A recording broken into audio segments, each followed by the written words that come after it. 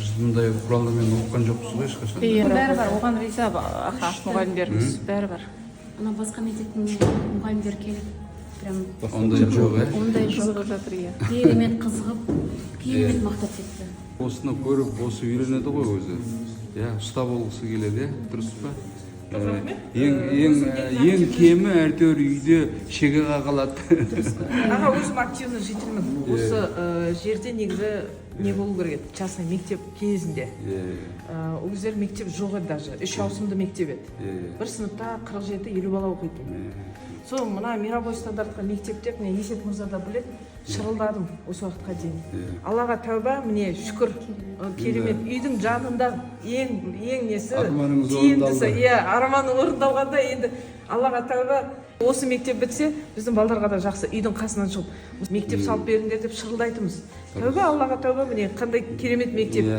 Мемлекет басшысының, біздің президентіміз Қасым-Жомарт Тоқаевтың өзінің тікелей тапсырмасымен, қолдауымен және қадағалауымен осындай ұлттық жобаны іске асыру, мысалға қысқа мерзімде мынау ең бастысы ауылдағы, қаладағы мектептердің жаңа айтып отқан жабдықтары бәрі бірдей.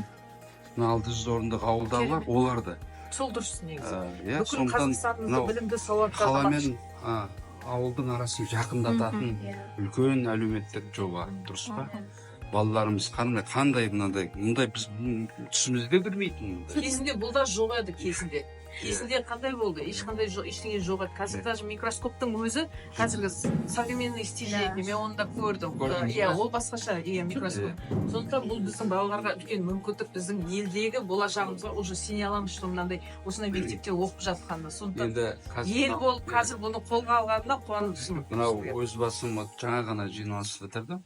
Ертең де отырамыз, мынау жабдықтау мәселесі да. Анау 70-ші бұйрық бар ғой. Сонымен егер асығыс болып, жаңағы біршеңкені ұмытып кетсек, соны қарап отырмыз. Бәрін толық жабдықтау.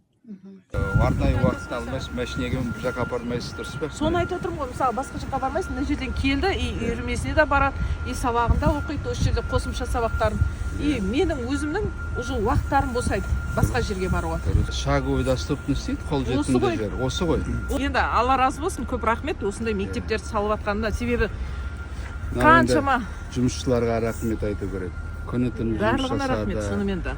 Оларды қашанғы біз осы сапасыз істейді деп, күні көрдіңіздер ме? Бұлар да жаңа көзқарас беріп. Бұның барлығы бізбен сіз барлығымыз бір-бірімізді түсіне білсек, сонда ғана нәтижесі болады. Қысқа мерзімде, Құда қаласа 100 мектеп биыл тапсырылады.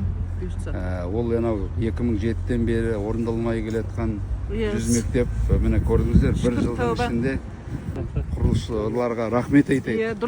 Дұрыс негізі. Өйткені олардың еңбектері, ерлігі. Қара жұмыс. Суығына, ыстығына бәріне шыдады.